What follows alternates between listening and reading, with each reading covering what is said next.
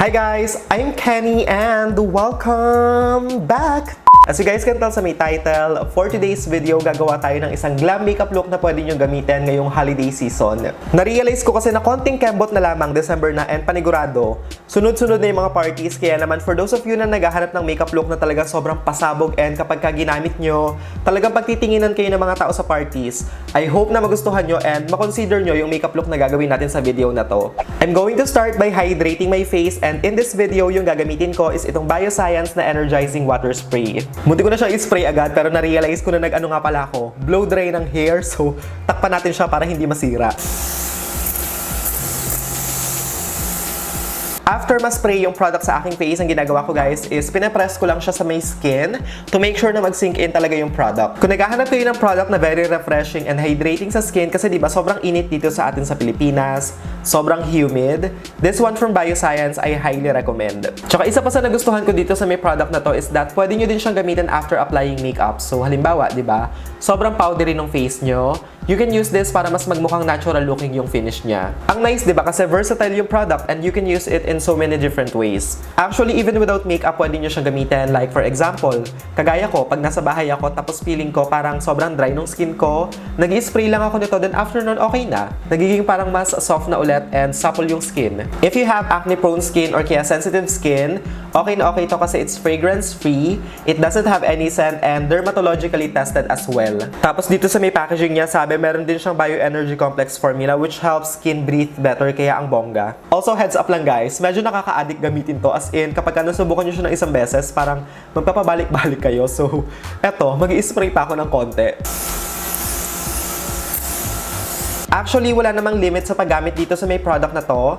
But personally for me, I prefer using this 3 to 4 times just to make sure na talagang sobrang hydrated ang skin ko after a long, tiring day. If you guys want to get your hands on this, kung gusto nyo siyang masubukan, this will be available starting November 29 sa Lazada, Watsons, and SM department stores. To further moisturize my skin, gagamit pa ako ng isang product from BioScience, and this one naman is yung kanilang 24K Gold Water Essence. This is how the product looks like kapag malapitan, and as you can see, super fancy ang social nung kanyang itsura. Tsaka ang bango talaga nito guys, I swear. It smells so fresh. Anyway, with this product, what I'm gonna do is maglalagay lang ako ng konti sa aking kamay. Irarab lang natin siya sa may fingers. Then after that, i-massage lang natin siya sa ating face. Ang sarap niya sa feeling ilagay sa face kasi nga very hydrating and moisturizing siya. Kuha pa tayo ng konti, and of course, wag nating kalimutan yung ating neck. I don't know if you guys can see ha, but sa malapitan or sa personal, sobrang glowy tignan ng skin, and probably yung reason kung bakit is because of the gold particles dito sa may essence. Tsaka nakakatuwa kasi after nyo gamitin yung product, mafe-feel nyo talaga na sobrang plump ng skin. Anyway, for those of you na gustong masubukan yung product, basahin na din natin yung ibang info na nandito sa may box. So, sabi dito na suitable din siya for all skin types and especially sa mga Asian skin. So, bongga yun. Use it twice daily daw, every morning and night. Tapos, sa may claims niya, sabi it plumps up the skin to help defy fine lines and maintain your skin's youthfulness. Restores a naturally glowing complexion. Improves skin's elasticity to prevent sagging. It helps tighten and enlarge pores for fine and smooth skin. Formulated with 24K BioGold and precious herbal extract that provide powerful antioxidant protection to skin against free radicals and other things na nakakasira ng skin. It is infused with bioenergy complex as well. In fairness, maganda yung mga claims ha, and feeling ko kapag ka-continuous yung paggamit nyo dito, talaga makikita nyo yung difference. I almost forgot na meron nga din pala silang micellar water, but this one gagamitin ko na lang siya in the future, so stay tuned na lang. Anyway, same dito sa may Energizing Water Spray. This BioScience na 24K Gold Essence will be available as well starting November 29 sa Lazada, Watsons, and SM department stores. Okay, so this time mag-primer naman tayo, and yung gagamitin ko is this one, Quick FX No Shine Mattifier. Pero konti lang, doon lang tayo sa may T-zone maglalagay. For foundation, yung gagamitin ko is itong Milani Conceal Plus Perfect Foundation in the shade 03. Full glam kasi yung gagawin natin today, diba? Kaya naisip ko na mag full coverage foundation para mas flawless and maganda yung finish niya.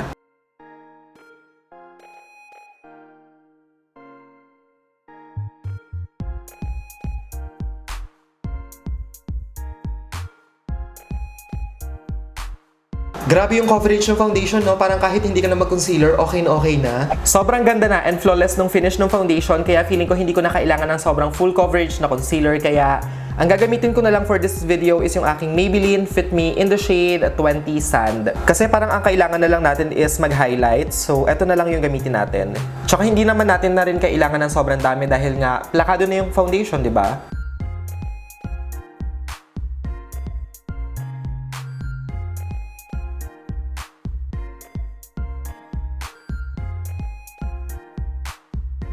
Para naman iset yung aking face, I'm just gonna use my Coty Airspun na nilipat ko dito sa may maliit na lalagyan. Sobrang laki kasi ng packaging niya, kaya sabi ko, ita-transfer ko na lang dito para mas cute tignan and hindi hassle hawakan.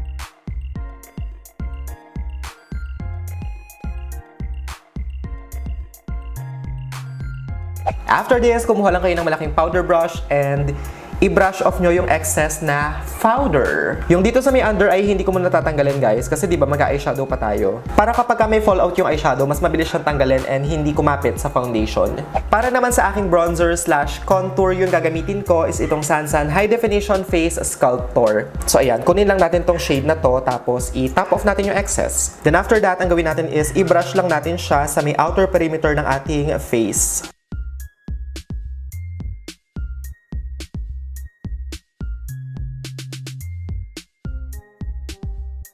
Tapos, for my nose contour, yung same product na lang din yung gagamitin ko since hindi naman siya sobrang warm. Medyo may pagka-neutral kasi siya.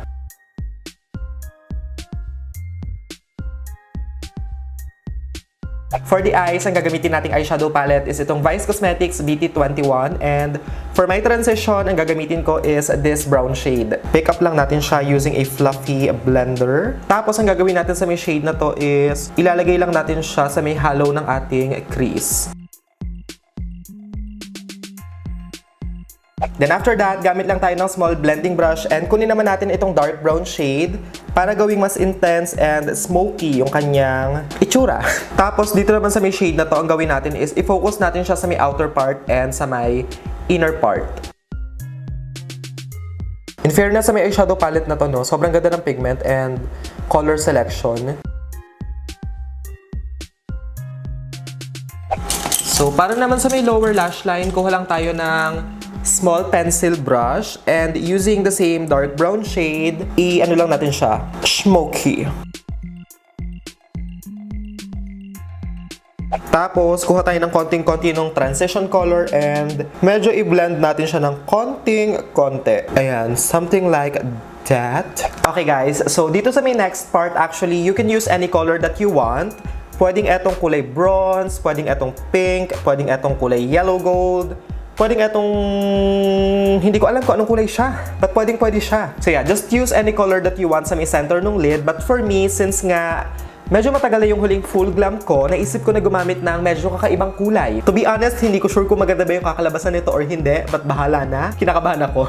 For my lid color, ang gagamitin natin is itong BTLA na Metallics 24 Palette Eyeshadow. Para sa aking lid color, yung gagamitin ko from this palette is this blue shade. Tapos, to apply this color, gagamitin ko na lang yung aking finger. Tapos, ayan, i-press lang natin siya sa may center ng ating lid.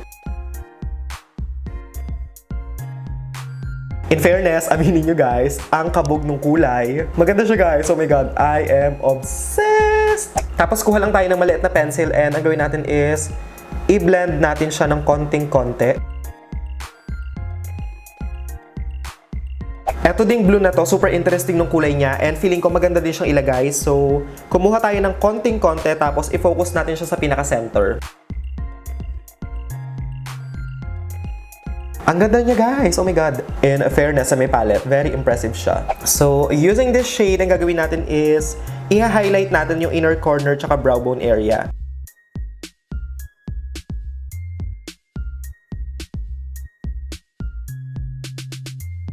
For my blush, I'm just gonna go back dito sa may Sansan palette and yung blush na lang dito yung gagamitin ko.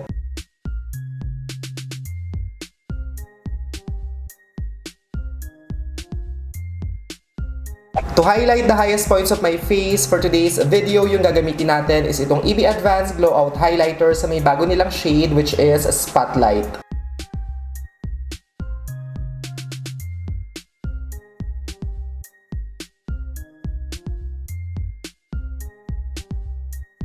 On my lips, ang gagamitin natin for today's video is itong Jeffree Star Liquid Lipstick in the shade Gemini.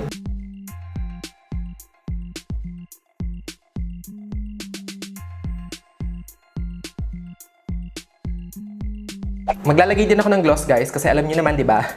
Sobrang love kong mag-gloss lately. So yeah, patungan natin siya.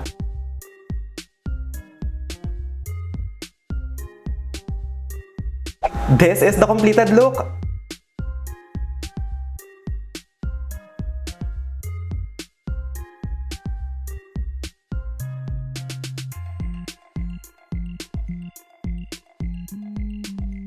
I really love how this look turned out. Sobrang on point, sobrang plakado, and super obsessed with the eye makeup kasi ang on point guys, sobrang plakado. Ito talaga yung klase ng makeup na kapag sinuot nyo sa party, talagang pagtitinginan kayo ng tao kasi it's so nice. Wala akong masabi guys. I'm so sorry. Also, if ever na i-recreate nyo to guys ha, please don't forget to tag me sa mga social media accounts nyo para ma-repost ko yung mga photos nyo. Tsaka sobrang nakakatuwa kasi diba? Tsaka nakakataba ng puso kapag kami gumagawa ng makeup look na ginawa mo. So please, ayun guys.